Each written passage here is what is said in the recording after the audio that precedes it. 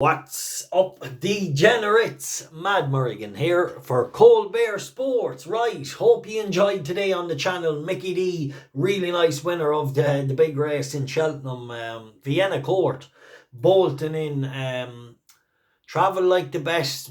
She's just a real improver now, that mare. Her last two starts have been very tasty. So what a price as well, 10 to 1. So I hope, lads, some of you followed that in and yeah, enjoyed it, because she travelled really well.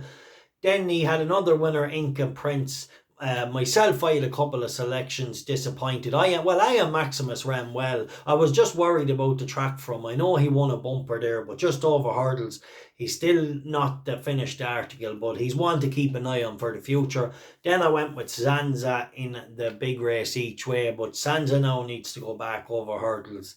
Or I think he's just he can't jump a fence with any efficiency.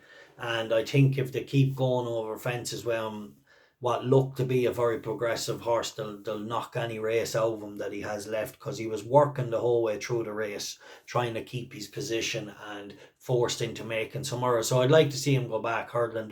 There's no other option for him chasing if he keeps continuing to jump like that. But anyway, progressive horse blowing out. But otherwise, a great day for Mickey D, so well done. Hope you were on them. And then on the service, the first day, lads, we kicked it off with a nice winner in Suddle, so well backed as well, tipped up this morning at 15 to 8, so one for Team Colbert there. And then we had the Wolf run a massive race, 3 points each way at 10 to 1, and only for a couple of sluggish jumps late on. Could have been one of those fairy tale days, with a massive touch, 10 to 1, but really nice result. Then it was painful. We had one horse disappoint in Musselburgh, and then it was painful in Tremor. We were beaten, I'd say, a nose.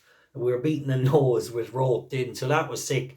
And then the last selection, a big price, but didn't run too well at all. But not to worry, because look at the prices of them. You hit one of them, they pay for 20 bets on them outsiders. But anyway, it's a nice day all around for Colbert Sports and the service. Could have been so much bigger, I thought, with roped in getting better nose and the Wolf just missing out the kind of last three, or the fourth last and the third last, just didn't jump them as well.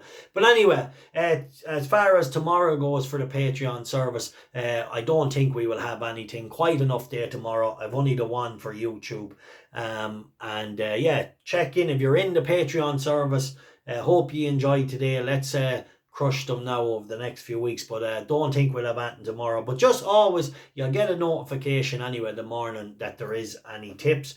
But yeah, we will have a look then. I think there's a couple take my eye on Monday, so that'll be more interesting. So make sure and check in Monday morning on the Patreon service. Right, lads, one selection tomorrow in the 12:38 at Plumpton. Elixir De Nutz. I'm going to go with this as the outsider of the field. Only one firm has it priced up.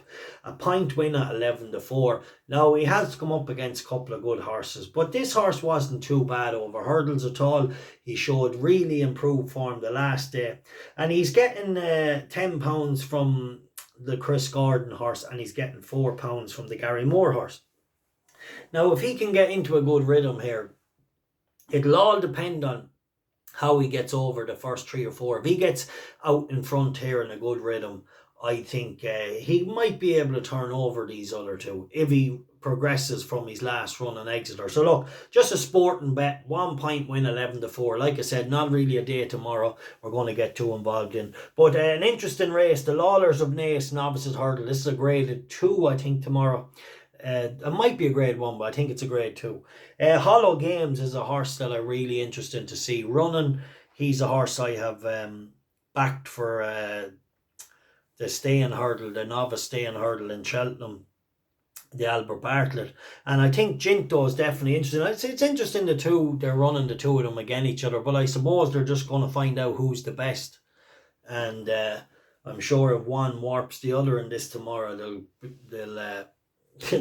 know where to stand. But anyway, I don't know, I really like Hollow Games. I thought when he steps up to 3 mile, we'll see a good one. And Ginto, very, very good the last day. And then What Do You Want as well.